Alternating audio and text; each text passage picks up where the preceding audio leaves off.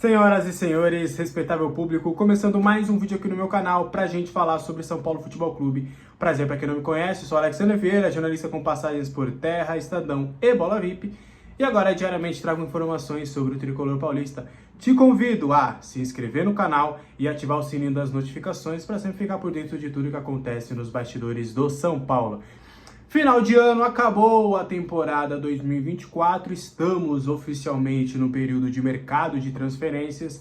Então São Paulo finalizou ali a sua temporada com a derrota contra o Botafogo. São Paulo até que fez uma boa partida com os seus reservas, né? O William Gomes anotou o gol e tá pedindo passagem. Outros bons valores, né? Um sistema com 3 zagueiros que na minha visão deveria ser um pouco mais utilizado. Enfim, mas acho que o torcedor de São Paulo já meio que já estava de férias já há um bom tempo, por conta até de estresse e tudo mais, mas a temporada terminou. E aí agora, a partir de hoje, vamos oficialmente começar a tratar somente da próxima temporada, né? São Paulo que tem pré-temporada nos Estados Unidos, tem Paulistão, conquistou a vaga direta para a Libertadores. No sorteio, a tendência ainda não é oficial, porque a Conmebol vai liberar o ranking. A tendência é do São Paulo ser cabeça de chave na Libertadores. Então, vamos pensar positivo, mesmo que o retrospecto da gestão, principalmente quando se diz no ponto de vista financeiro, não é um das melhores. Vamos apostar que o 2025 será melhor, pelo menos dentro de campo também. Beleza? Agora vamos trazer informações sobre o São Paulo, vamos trazer algumas apuradas, exclusivas e vamos bater um papo bem legal aqui.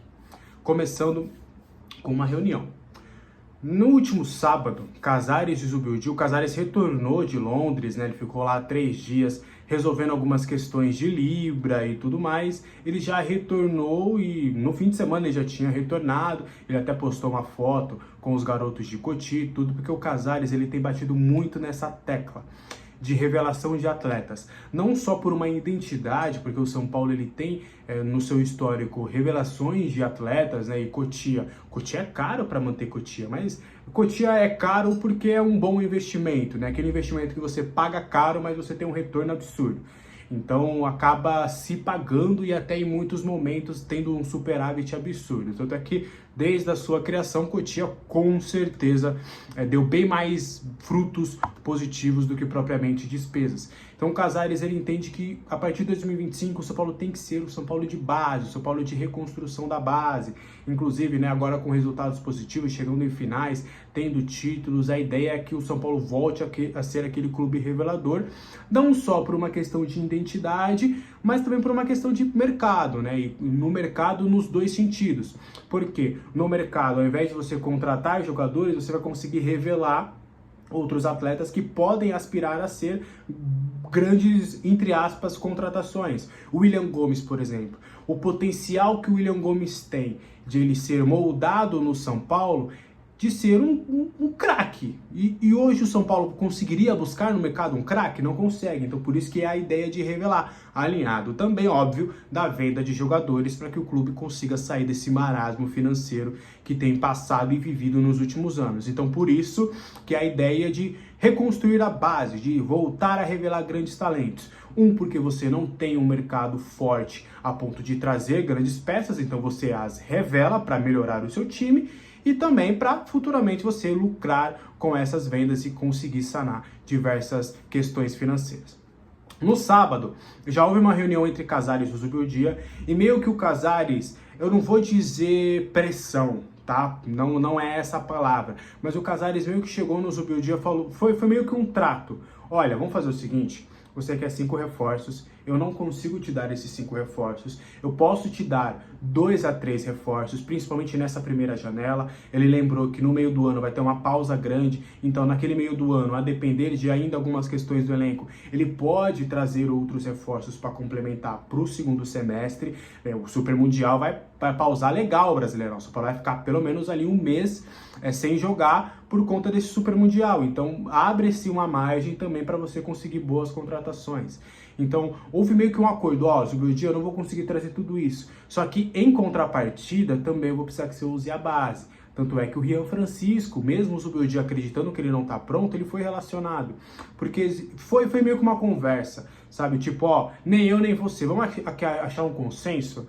Eu preciso que você use a base, eu preciso que você lapide esses meninos, eu quero mais protagonismo da base, porque o cenário é esse, o cenário é assim, assim, assado. Então, para você ficar, a gente vai ter que ter jogadores da base. Em contrapartida, eu também vou buscar reforços que você quer, mas não vão ser todos. Vamos encontrar esse meio termo? Vamos encontrar esse consenso? E, ao que parece, as partes meio que entraram num acordo nesse sentido. Tanto é que existe uma expectativa, pode não ser realidade, mas é uma expectativa, de que já no elenco do ano que vem alguns atletas tenham um maior protagonismo. O próprio William Gomes, que o Henrique Carmo seja uma peça que possa não ser titular, mas que comece a ser mais frequente durante as partidas, que o Igão, por exemplo, São Paulo deve vender de 1 a 2 zagueiros, e que o Igão tenha mais oportunidades na próxima temporada. Então, é mais ou menos nessa lapidação que o São Paulo vai ter para a próxima temporada. Era até uma questão que eu falava para vocês aqui, que eu sentia que era uma falha de comunicação, né? Então, as partes meio que se entenderam e progrediram ali para um 2025. O Zubeldia ter alguns reforços que ele pediu, mas também ele utilizar alguns garotos da base. É óbvio, a teoria é linda, a teoria é maravilhosa, mas vamos ver se na prática, a partir da próxima temporada, isso de fato vai se concretizar, tá bom? Para a gente continuar, vamos trazer uma outra informação relacionada a meio que essa reunião e meio que um consenso da diretoria. Ainda não é oficial, porque ainda vai sair a meta de 2025, inclusive o São Paulo bateu quase todas as metas de 2024, a exceção foi o Paulistão, que não chegou na final, que era o projetado, acabou caindo nas quartas, mas no Brasileirão a expectativa era G6 e lá esteve, e nas Copas a expectativa era chegar nas quartas de final e chegou nas duas. Para a próxima temporada, eu vou tentar ser bem claro para vocês o que o São Paulo espera, o que o São Paulo gostaria que fosse no momento realista e também no momento de expectativa interessante. No Campeonato Paulista, o São Paulo gostaria de chegar na final e aspira um título. Por quê?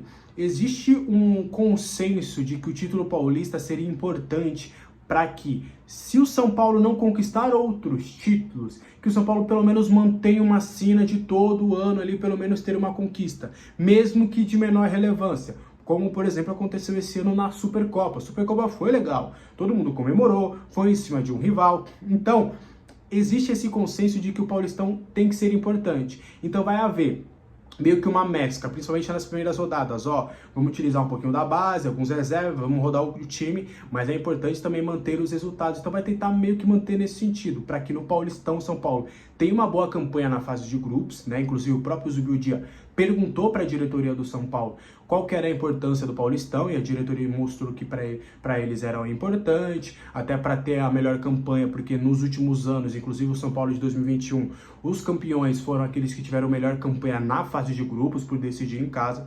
Então o São Paulo entende que o Paulistão pode ser algo interessante para que o São Paulo mantenha essa sina de títulos. Então o Paulistão, a expectativa seria de uma final e quem sabe com uma conquista. Existe uma aposta grande dessa diretoria que, por mais que o elenco tenha deficiências, que o time em mata-matas pode corresponder, algo que aconteceu nos últimos anos. Então, no Campeonato Brasileiro, a diretoria, junto com a comissão técnica, entende que um Brasileirão seguro está de bom tamanho. É um dos principais objetivos, inclusive, pós-Paulistão.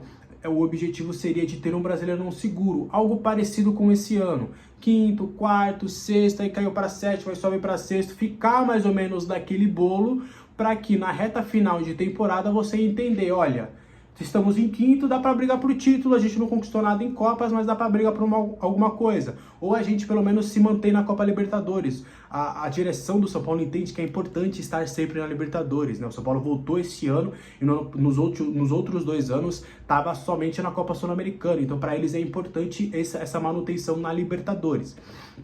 Uma outra questão é nas Copas. O São Paulo entende que poderia conseguir um título de Copa, porque mata-mata é diferente. Pego muito o exemplo do ano passado, mesmo quando não tinha o melhor time contra o Palmeiras, no mata-mata a coisa se igualou e passou. Contra o Corinthians existe um consenso ali de que estava meio a meio e que o Morumbi fez muita diferença. Já contra o Flamengo a mesma coisa. Se você pegar o time do papel no Flamengo, era um timaço, né? Tinha Arrascaeta, Bruno Henrique, Gabigol, Pedro, e o São Paulo mesmo assim venceu porque era um mata-mata.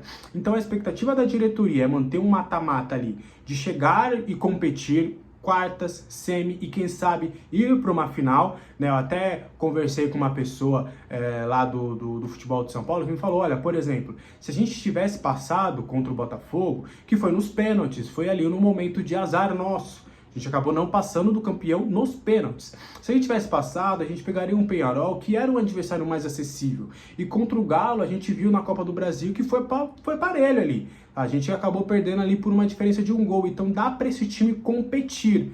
Então o São Paulo planeja voltar às Copas pro ano que vem em condições de competir e quem sabe conseguir conquistar uma Copa.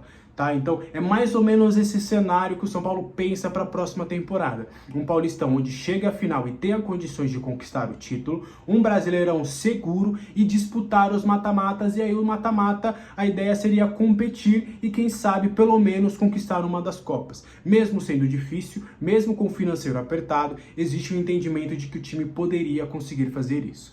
Tá bom? Então é mais ou menos esse cenário que o São Paulo projeta para a próxima temporada. Tentei deixar bem mastigadinho, bem claro, para vocês entenderem um pouquinho, tá? Pra gente fechar, vamos revelar quais são os dois jogadores que o Zubeldia já tem conversado. Ele falou em entrevista coletiva que o Oscar ele foi o jogador que ele conversou e tinha um outro jogador. Fui checar, fui conversar, demorei um pouquinho, passei um pouquinho da noite insistindo demais, e aí soube que é o Wendel. O Zubeldia falou também com o Wendel, ele já falou por telefone, inclusive quando eu soube dessa resposta, fui checar mais um pouquinho, que o papo com o Wendel foi bem bacana, que o Wendel gostou bastante do que ouviu, do que o Zubeldia pretende para ele para a próxima temporada, que é um jogador que vai se encaixar no sistema de jogo. O Zubeldia explicou para ele como que ele funcionaria no time, ele até gostou bastante da forma que foi conduzida a conversa, porque mostrou um conhecimento do Zubeldia, das características do Wendel. Então, além do Oscar, que foi um papo legal também, o Oscar gostou do papo, mas com o Wendel foi um papo um pouco mais profundo, e o Wendel também gostou do que ouviu do treinador, o que não quer dizer absolutamente nada, né? Existe muito papo, muita conversa também de jogadores. O Ceni, por exemplo, quando eu era treinador de São Paulo, eu sei de várias histórias de jogadores que ele conversou pessoalmente, só que acabaram não, pessoalmente que eu digo por telefone, só que acabaram não vindo. Então isso não quer dizer nada, mas é uma informação relevante de que o próprio treinador já entrou em contato com os dois atletas, a conversa foi bem positiva. Isso não quer dizer muita coisa, porque agora depende da competência da diretoria de conseguir vencer os outros clubes que estão interessados nesses atletas, para quem sabe conseguir reforçar o time com o Wendel e Oscar. Os dois são um plano A da diretoria. Inclusive, a diretoria entenderia que, mesmo o Zubeldia pedindo 5, você conseguir esses dois reforços, já conseguiria trazer uma qualidade interessante para esse elenco, para conseguir aqueles objetivos que a gente falou nos mata-matas, no Paulistão e também no Brasileirão. Beleza? Esse foi o vídeo de hoje, espero que você tenha gostado. Boa segunda-feira para todo mundo, que seja uma segunda-feira e uma semana próspera. O São Paulo não está te estressando mais, pelo menos dentro de campo. Com certeza deve te estressar no mercado da bola, mas vamos deixar isso aí para depois. O Brasileirão acabou, temporada fim. Agora vamos para as festividades, vamos entrar no clima natalino, no clima de ano novo, no clima de mercado da bola. Vamos só trazer coisas positivas aqui no canal e espero que você também na sua vida aí. Tá bom? Prosperidade, até a próxima. Tchau, deixe seu like.